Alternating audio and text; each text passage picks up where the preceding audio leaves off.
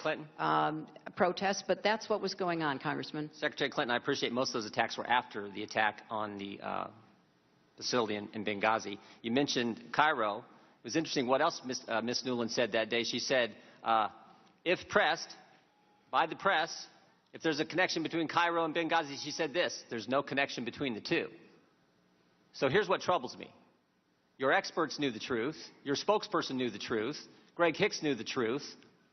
But what troubles me more is I think you knew the truth. I want to show you a few things here. You're looking at an email you sent to your family. Here's what you said.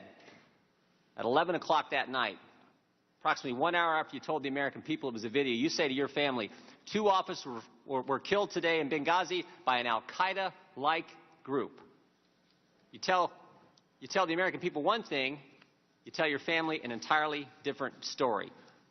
Also, on the night of the attack, you had a call with the president of Libya. Here's what you said to him. Ansar al-Sharia is claiming responsibility. It's interesting. Mr. Katala, one of the guys arrested and charged, actually belonged to that group. And finally, and most significantly, the next day, within 24 hours, you had a conversation with the Egyptian Prime Minister. You told him this: we know the attack in Libya had nothing to do with the film. It was a planned attack, not a protest. Let me read that one more time. We know, not we think, not it might be, we know the attack in Libya had nothing to do with the film. It was a planned attack, not a protest. State Department experts knew the truth. You knew the truth. But that's not what the American people got. And again, the American people want to know why. Why didn't you tell the American people exactly what you told the Egyptian Prime Minister? Well, I think if you look at the statement that I made, I clearly said that it was an attack, and I also said that there were some who tried to justify it on the basis of the video, Congressman. And I think but real quick, calling it an attack is like saying the sky's blue. Of course, it was an attack. Well, we want to know the truth. The statement you sent out was a statement on Benghazi, and you say vicious behavior as a response to inflammatory material on the internet. If that's not pointing as the motive of being a video, I don't know what is. And that's certainly how the American people saw it. Well, Congressman, there was a lot of conflicting information that we were trying to make sense of. The situation was very fluid. It was fast moving. There was also a claim of responsibility by Ansar al-Sharia.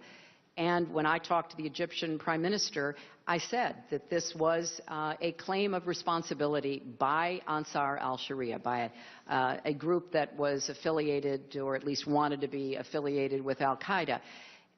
Sometime after that, the next day, early the next morning after that, on the 12th or 13th, they retracted their claim of responsibility. Secretary? And I think if you look at what all of us were trying to do, and we were in a position, Congressman, of trying to make sense of a lot of incoming information and watch the way the intelligence community tried to make sense of it. Madam Secretary. So all I can say is nobody... There was not conflicting information the day of the attack, because your press secretary said, if pressed, there's no connection between Cairo and Benghazi. It was clear. You're the ones who muddied it up, not the information. Well, there's no connection. Here's what I think's going on. Here's what I think's going on. Let me show you one more slide. Again, this is from Victoria Nuland, your press person. She says to Jake Sullivan and Philippe Reines, subject line reads this: Romney's statement on Libya. Email says, this is what Ben was talking about. I assume Ben is the now somewhat famous Ben Rhodes, author of the Talking Points memo. This email is at 10:35, 27 minutes after your 10:08 statement. 27 minutes after you've told everyone it's a video, while Americans are still fighting because the attack's still going on, your top people are talking politics.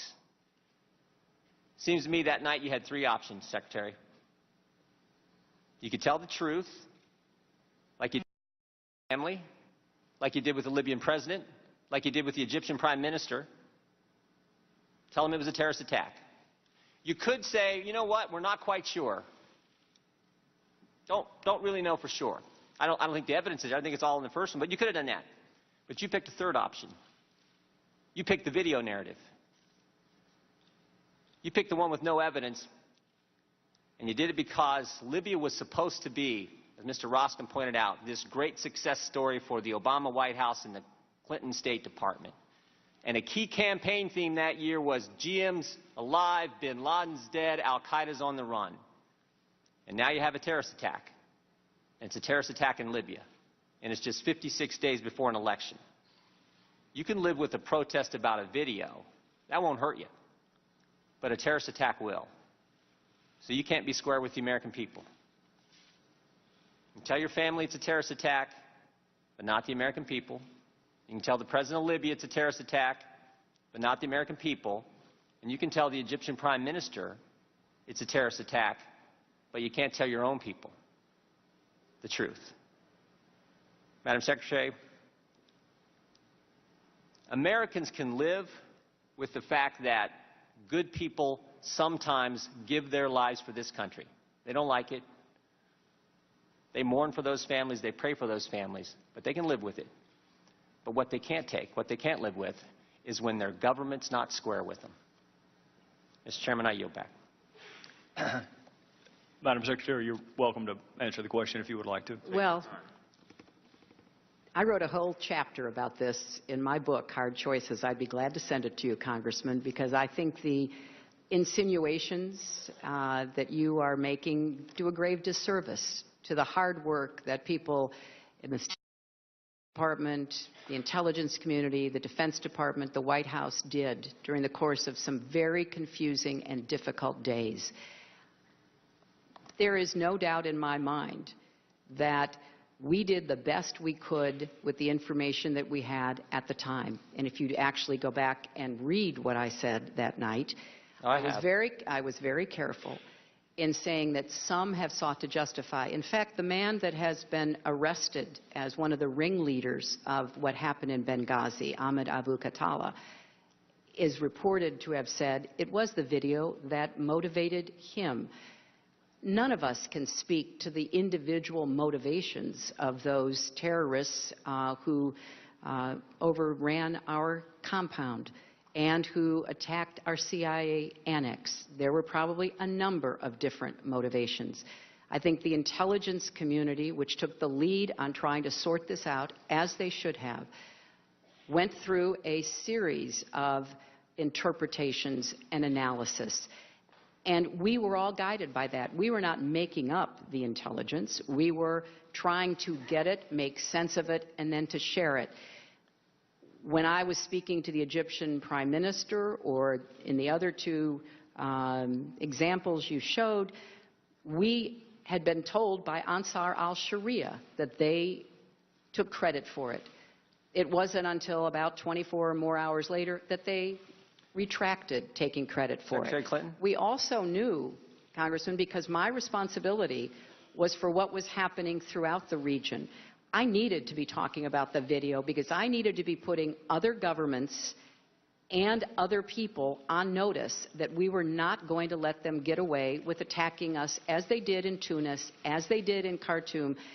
And in Tunis, there were thousands of demonstrators who were there only because of the video, breaching the walls of our embassy, burning down the American school. I was calling everybody in the Tunisian Reduce downtime by government 50% and make work beautiful again by updating to the latest high-performance Dell systems with Intel Core processor family. That's what I was trying to do during those very desperate and difficult hours. Secretary Clinton, you said my insinuation. I'm not insinuating anything. I'm reading what you said. Plain language. We know the attack in Libya had nothing to do with the film. That's as plain as it can get. That's vastly different than vicious behavior justified by internet material. Why didn't you just speak plain to the American people? I did. If you look at my statement, as opposed to what I was saying to the Egyptian prime minister, I did state clearly, and I said it again in more detail the next morning, as did the president. I'm sorry that it doesn't fit your narrative, Congressman. I can only tell you what the facts were. And the facts, as the Democratic members have pointed out in their most recent collection of them, Reduce downtime by 50% and make work beautiful again by updating to the latest high-performance Dell systems with Intel Core. And it's very much harder to do it these days than it used to be because you have to